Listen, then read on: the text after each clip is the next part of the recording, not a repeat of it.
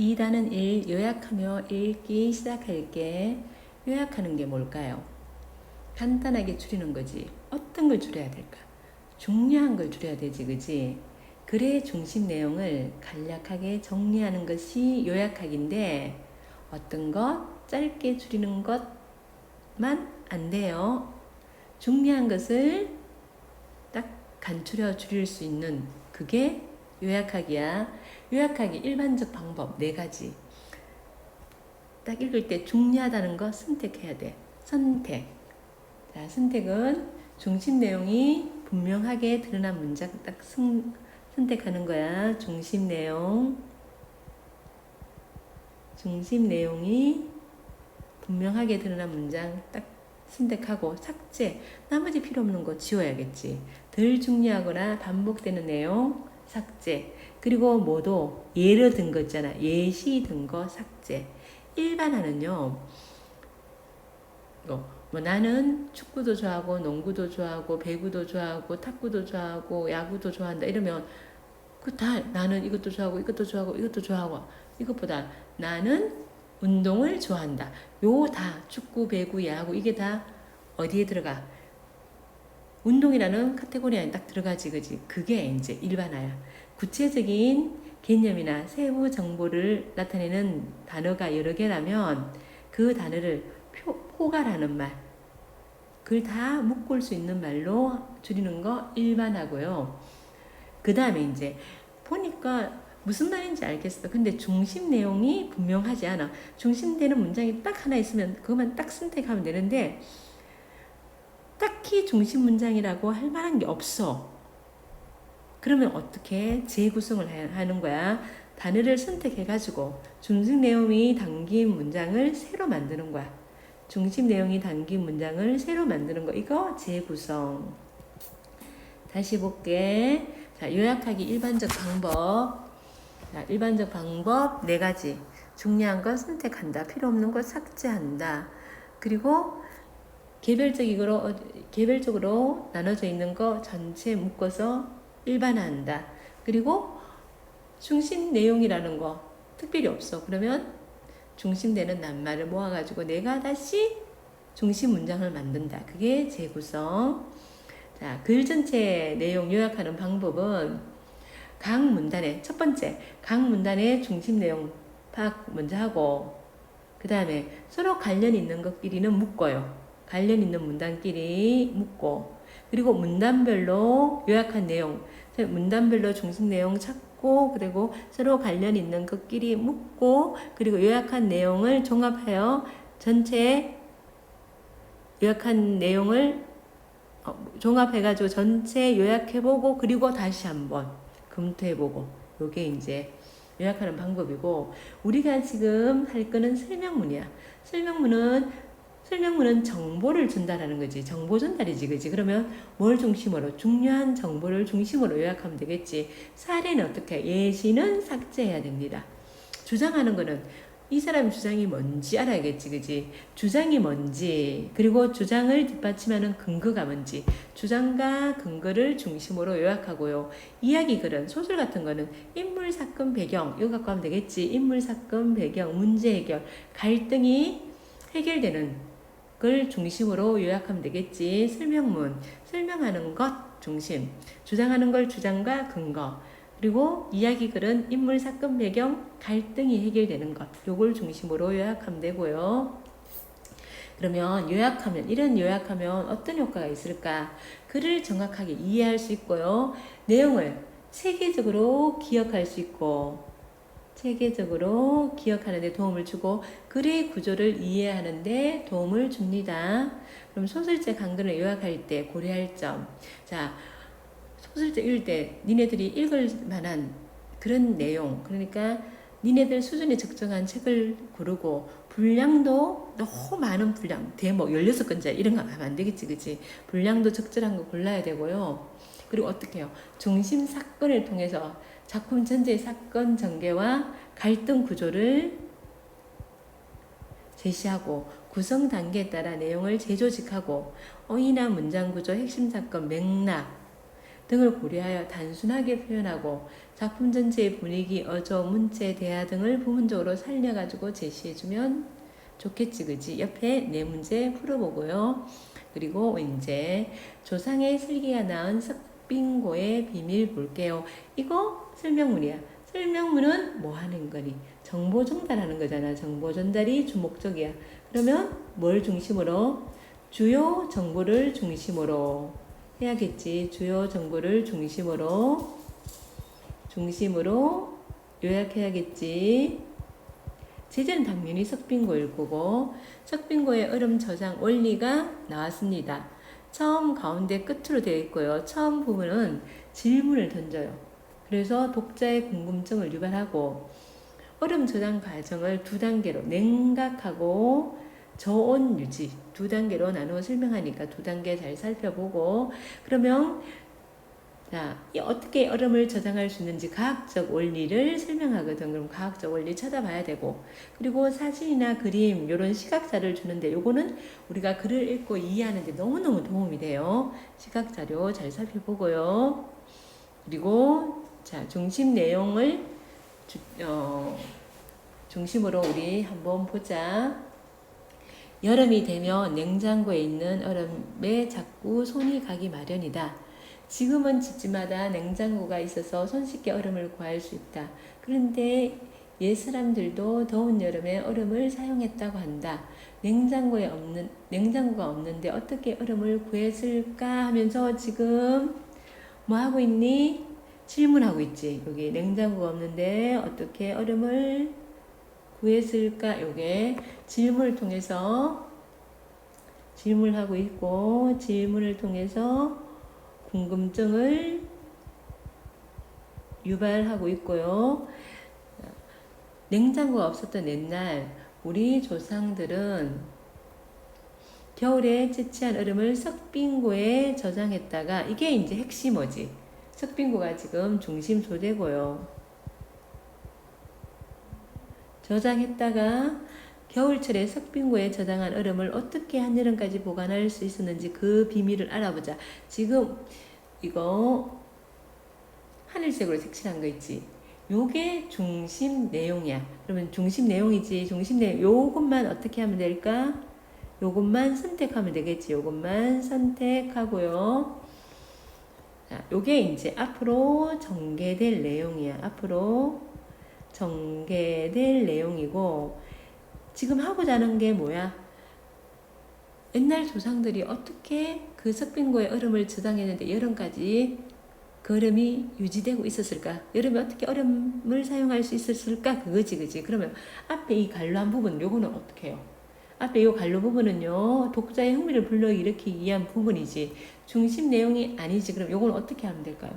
여기는 삭제하면 되겠지. 이거는 안 해도 되겠지, 그지? 뭐만 선택하면 돼. 겨울철에 석빙고에 저장한 얼음을 어떻게 한여름까지 보관할 수 있었을까? 이거만 하면 되겠지, 그지? 그러면 여기는 1문단은 선택을 하면 되겠네, 그지? 처음 부분의 중심 내용 요약 방법은 간료가 된 부분은 흥미를 유발하는 부분, 중심 내용이 아니니까 필요 없습니다. 석빙고는요, 핵심어지, 그지? 핵심어고, 그리고 설명 대상은 석빙고의 원리야. 석빙고의 원리, 비밀이고요. 첫 번째 소주제는 우리 조상들이 얼음을 저장했던 석빙고고, 그러면 이제 석빙고의 비밀이 나오겠지. 이 문단부터. 중간 1, 석빙고의 얼음 저장 과정은 크게 두 가지 과정이래요. 크게 냉각하고 저온 유지 두 단계야. 요게 중심 문장 같지, 그지? 자, 여기가 얼음 저장 과정 냉각과 저온 유지. 요게 핵심어고, 여기가 중심 문장이고,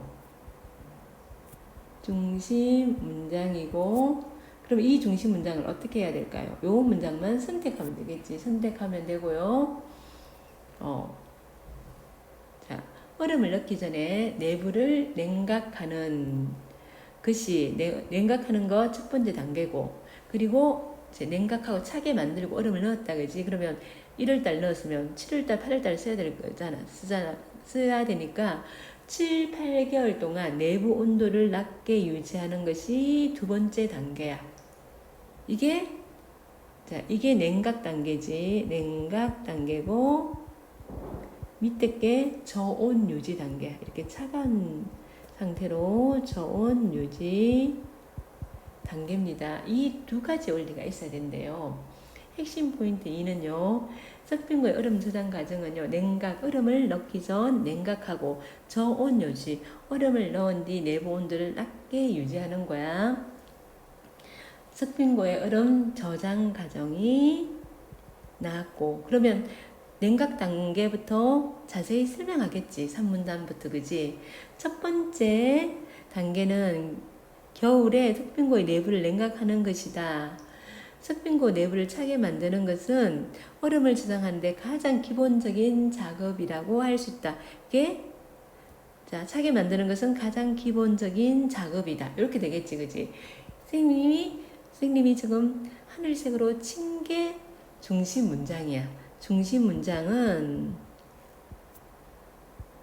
어떻게 해야 될까요? 선택해야겠지. 선택이고요. 전문가들이 측정한 바에 따르면 경주 석빙고의 한겨울 내부 온도는 3.9도래. 평균 영상 3.9도라고 한다. 일반적으로 건물의 지하실 내부 평균 온도가 일반적일 때는 영상 15도 안팎이래. 근데 석빙고 내부는 3.9도니까 엄청 차지, 그지? 얼마나 차가운지 쉽게 알 수 있다. 이제 비교해줘가 일반적 건물 평균 온도하고 비교를 해가지고 비교를 통해서 석빙고 내부의 온도가 얼마나 찬지를 얘기해줬다. 겨울이라고 해도 건물 내부를 냉각시키는 것은 쉽지는 않다. 그런데 우리 조상들은 어떻게 석빙고 내부를 잘 냉각할 수 있었을까? 이게 이제 그 석빙고 내부를 잘 냉각할 수 있었던 비결이 날개벽이기 때문이라는 거야. 겨울에 부는 찬바람이 날개벽에 부딪히면 소용돌이로 변하고요. 이 소용돌이가 추진력의 소용돌이로 변하고 소용돌이가 추진력이 있어서 빠르게 힘차게 석빙고 내부까지 깊숙이 밀고 들어가는 거야. 이게 니네들 교과서에 보면 그림이 나와 있는데 이게 석빙고가 이렇게 있어요. 석빙고가 이렇게 있으면 요게 이렇게 옆으로 이렇게 있잖아. 담이 쌓여 있는 거 보여. 이렇게. 그러면 바람이 휙 불면 얘가 소용돌이를 막 이렇게 해가지고 요 석빙고가 이렇게 있으면 요 내부까지 슉 들어간다는 거야. 이렇게 들어간다는 거야. 자, 사문단은요. 자, 사문단은 중심 내용이 분명히 드러난 문장이 없어요. 자, 엄내 석빙고 내부를 생각하는 원리를 설명하면서 그 비밀이 어디에 있다고, 날개벽에 숨어 있다고 하고 있어. 그럼 석빙고 내부의 냉각 원리가 날개벽과 서로 관련지어서 문장을 새롭게 만든대. 그러면 요건 뭐야? 재구성이지, 재구성. 어떻게 재구성했는지 보자. 석빙고 내부가 냉각이 잘 되는 것은 겨울바람을 효과적으로 이용할 수 있게 만든 날개벽 때문이다. 이렇게 재구성을 했고요. 핵심 포인트 3. 석빙고의 얼음 저장 첫 번째 단계는 겨울철에 석빙고 내부를 차게 만들어야지, 그지? 냉각하는 것이고, 그리고 이 냉각에 중요한 역할을 하는 게 날개벽이라는 거. 겨울철 찬바람이 소용돌이를 일으켜 내부 깊숙이까지 찬바람이 슉 들어가가지고 그러면 그 상태가 유지되어야 되겠지. 그게 저온 유지 단계인 거야. 자, 석빙고의 얼음 저장 원리 첫 번째 무슨 원리? 냉각 원리. 그 다음에 자, 두 번째 단계는요. 두 번째 단계는 이제 쭉 유지해야 되지, 그치? 6월 말 무렵에 얼음을 두 번째 단계는 6월 말 무렵에 얼음을 저장하고 7, 8개월 동안 석빙고 내부를 어떻게 저온 상태로 유지하는 것이다. 두 번째 단계는 석빙고 내부를 저온 상태로 유지하는 것이다. 이렇게 하면 되겠지, 그지? 요거는 뭘까요? 요 하늘색 된 것만 선택하고요. 나머지는 삭제해야겠지. 선택과 삭제 원리. 늦겨울에 저장한 얼음은 봄이 지나고 여름이 되어도 녹지 않아야 한다. 전혀 녹지 않게 할 수는 없겠지만 습근고 내부를 저온 상태로 유지해 녹는 속도를 최대한 늦춰야 하는 것이다. 그렇다면 어떻게 한여름에도 저온 상태를 유지할 수 있을까? 질문하면 뭐라고요? 호기심을 유발한다고요. 호기심 유발. 그 비밀을 알려면 습빙고의 절묘한 천장 구조를 살펴야 한다. 습빙고의 천장은 아래 사진에서 보듯 이런 사진 같은 거 이런 걸 뭐라 그래? 우린 시각 자료를 제시한다 그러지. 시각 자료를 제시하면 독자의 이해력을 높일 수 있어요. 그냥 보다 사진을 보면 이런 얘기를 하는구나 알 수가 있는 거야. 사진에서 보듯 1, 2m 간격을 두고 나란히 배치된 4-5개의 아치형 구조물이 있는데 이게 뭐냐면 에어포켓이야. 각각의 아치 사이에 자연히 움푹 들어간 공간들이 생기게 된다. 요게 이렇게 움푹 들어간 공간이었지. 요게 뭐냐면 에어포켓인 거야. 에어포켓. 공기 주머니 같은 거지. 여기에 비밀이 숨어 있다. 얼음을 저장하고 나서 시간이 지나면 내부 공기는 조금씩 더워진다. 하지만 더운 공기가 위로 뜨는 순간 그 공기는 에어포켓에 갇혀 아래로 내려올 수 없게 된다. 에어포켓에 갇힌 더운 공기는 에어포켓은요. 더운 공기를 한기구로 빠져나가게 하는 역할이야. 이게 에어포켓이 안에 실내 온도를 차게 만들어주는 거 아니야. 어떻게 한다고? 더운 공기 있지. 안에 더운 공기를 밖으로 빠져나가게 해서 그 찬 상태가 유지되게 하는 거야. 이렇게 해서 습빙고 내부는 한여름에도 좋은 상태를 유지할 수 있었다. 실로 놀라운 구조이다. 첫 번째 원리가 에어포켓이네. 넘어가 볼게요. 이제 에어포켓 이렇게 더운 공기가 있으면 요 에어포켓 여기가 에어포켓이지. 여기를 통해서 슝 밖으로 나가는 거야. 습빙고가 한여름에도 좋은 상태를 유지할 수 있었던 비밀이 또 있는데 좋은 상태를 유지할 수 있었던 비밀은 우리 조상들은 얼음 보관에 치명적인 물을 재빨리 밖으로 빼내려고 바닥에 배수로를 만들었다. 또한 빗물이 습빙고 안으로 새어 들어가는 것을 막으려고 습빙고 외부에 석회와 진흙으로 방수층을 만들었다. 얼음과 벽, 얼음과 천장, 얼음과 얼음 사이에 서로 이제 녹기 시작하면 얼음이 자기끼리 붙어 있으면 더 빨리 녹거든. 어디 데이면 더 빨리 녹으니까 데이는 부분이 다 뭐였냐면 밀집, 왕겨, 톱밥 등 단열재를 채워 넣어 외부 열기를 차단했다. 또 습빙고 외부에 잔디를 심었는데 잔디를 심어가지고 이는 햇빛을 흐트러뜨려 열 전달을 방해하는 효과가 있었대. 그러면 요건 어떻게 해요? 재구성해야겠지. 좋은 상태를 유지하기 위해서 배수로 만들고 방수청 만들고 단열재 넣고 잔디 심어서 열 전달을 방해했다. 이렇게 재구성해야 된다. 3문단하고 6문단, 7문단은 뚜렷한 중심 문장이 없어요. 그럼 어떻게 한다고요? 내가 다시 만들어야 된다. 재구성을 해야 됩니다. 핵심 포인트 4보자. 에어포켓은 뭐라고? 더운 공기를 빼주는 거지. 뭔가 에어포켓 자체가 차게 만들어주는 게 아니고 그 외에 또 이제 뭐가 있었니? 천장 구조 에어포켓 일단 있고 에어포켓을 통해 더운 공기를 배출하고요. 배수로 만들고 석회 진흙 같은 방수층을 물이 못 들어오고 방수층을 형성하여 빗물 유입 차단하고 그리고 단열재로 외부 열기가 들어오는 거 막고요. 잔디 심어가지고 열 전달을 방해하고요. 그래서 더운 공기를 더운 공기는 잡고 안에 있는 더운 공기는 에어포켓을 통해서 배출하고 석빙고의 얼음 저장 원리 저온 상태 유지 원리고요. 이제 마지막 되겠지. 끝에 지금까지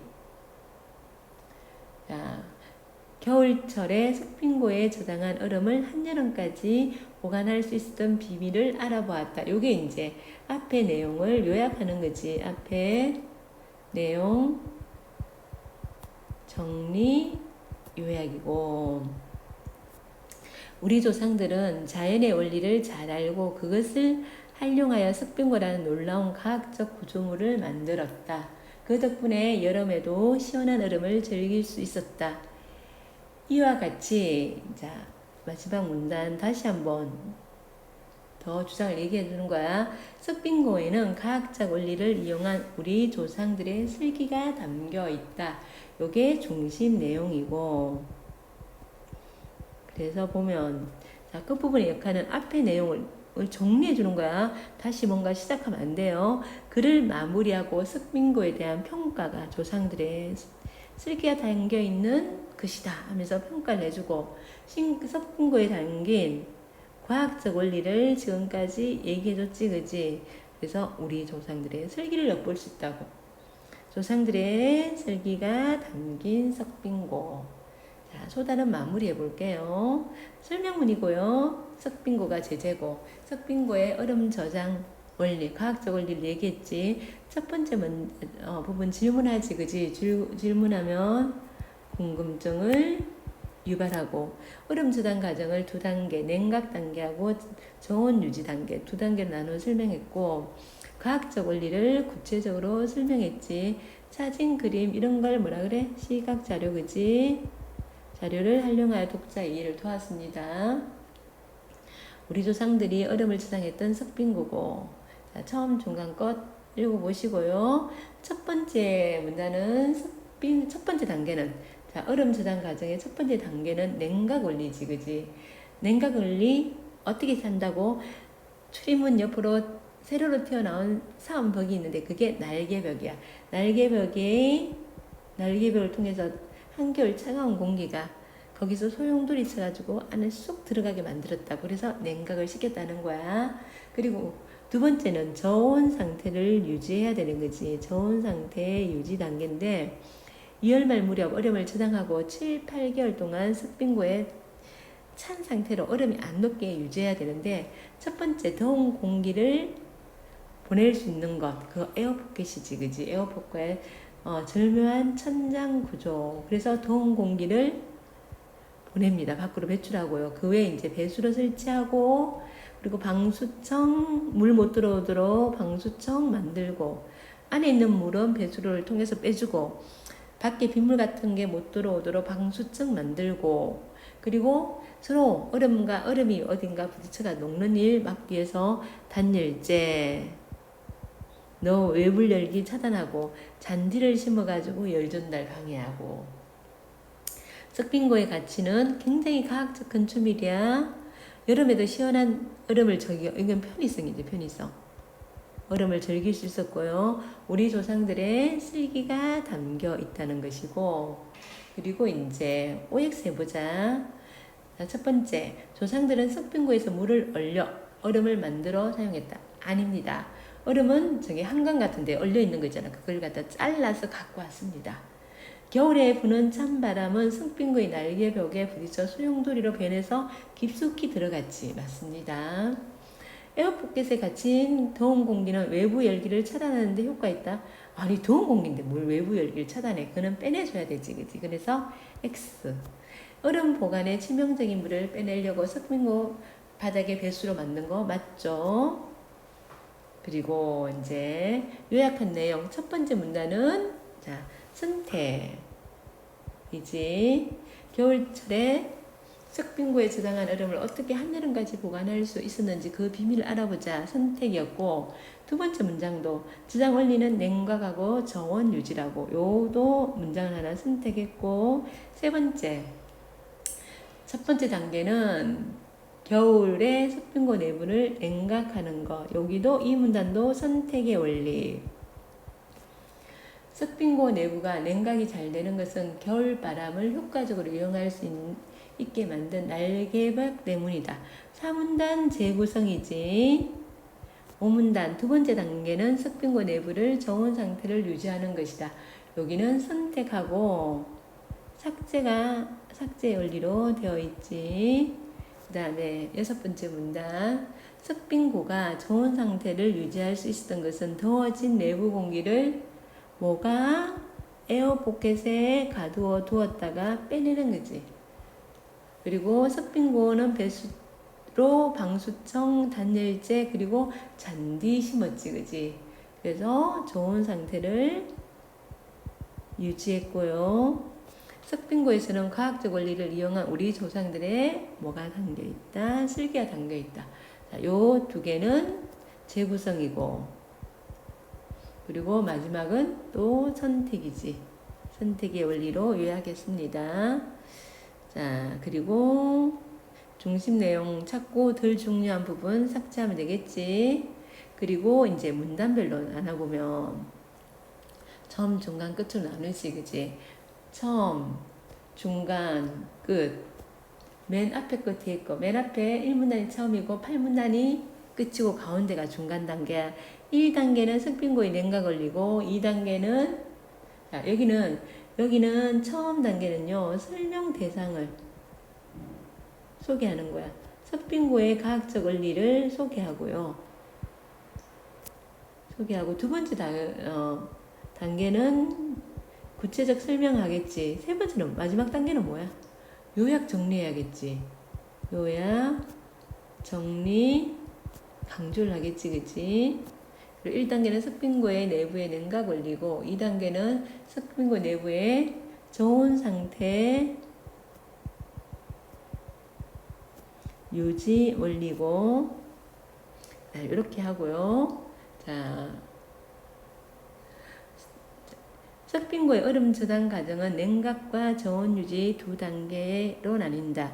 첫 번째 단계는 석빙고 내부 냉각시키는 거고, 두 번째는 저온 상태 유지지. 밑에 쭉 읽어보세요. 그리고 이제 주장하는 글이야. 주장하는 글은 어떻게 해요? 주장이 뭔지, 주장과 근거를 중심으로 요약하는데, 첫 번째 문단 서론. 여기는 주장하는 글은 서론, 본론, 결론이야. 서론. 그리고 여기가 본론. 그리고 맨 마지막 여기가 결론인데, 이 사람 주장이 뭐냐면 아침밥을 먹자는 거야. 아침밥을 먹자. 중심 문장 보자. 건강을 지키고 하루를 활기차게 시작하려면 반드시 아침밥을 챙겨 먹어야 한다. 요게 중심 문장, 주장이야. 주장이고, 중심 문장이고, 선택이지. 그러면 근거를 찾아야 되지. 첫 번째 근거. 아침밥을 먹으면 뇌의 기능이 활발해진다. 이게 근거 첫 번째. 그 다음으로 아침밥을 먹으면 소화 기능이 좋아진다. 근거 두 번째. 아침밥을 먹으면 위산 등이 분비되어 위장 운동이 활발해진다. 또한 규칙적으로 아침밥을 챙겨 먹으면 위염이나 위궤양과 같은 위장병을 예방하는 데 도움이 된다. 끝으로 이제 주장 세 번째, 뭐에 도움이 된다.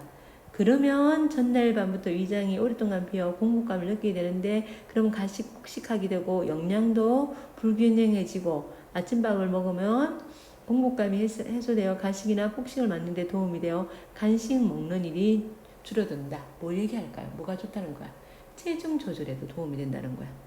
체중 조절, 다이어트에도 좋다는 거야. 결론은 다시 한번 강조하고 끝내야겠지. 그래서 어떻게 해요? 아침밥을 먹자.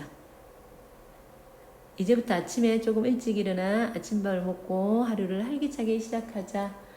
중심 문장이고, 다시 주장이지, 그지? 문장, 주장이고, 여기는 다 뭐야? 선택하면 되겠네. 선택의 원리로 요약하면 되겠다, 그지? 1문단 아침밥을 먹자지, 주장이고, 2문단 근거다. 뇌의 기능이 활발해진다. 소화가 잘 된다. 그리고 체중 조절에도 도움이 된다. 자, 그래서 오문단은 주장 다시 한 번 더 아침밥을 먹자고 얘기하겠지. 자, 그래서 이제 뒤에 보면 주장하고 근거를 중심으로 요약을 했고요. 자, 전체 문장을 한 문장으로 요약하면 아침밥을 먹으면 뇌의 기능이 활발해지고 또 두 번째 뭐해? 좋았니? 소화 기능이 좋아지고 체중 조절에도 도움이 되므로 아침밥을 잘 챙겨 먹자는 거야. 자, 그리고 밑에 보면 여학생은 시험을 앞둔 친구에게 아침밥의 중요성을 알려주려고 해. 그럼 뭐 시험을 앞둔 친구야. 그러면 뇌의 기능이 좋아진다는 얘기를 해야겠지, 그지? 이 문단을 중심으로 해가지고 뇌의 기능이 좋아진다 얘기하면 되겠고요. 체중 조절 때문에 아침밥을 거르는 친구면 어떻게 해요? 체중 조절에도 도움이 된다. 3문단을 중심으로 얘기하면 되겠지. 자, 그리고 자, 뒤에는 소설책 강건 요약인데요. 여기는 안 해도 될 것 같습니다. 그냥 읽어보고 하세요. 여기까지 수고하셨고, 소다는 종합 문제까지 풀어봅시다.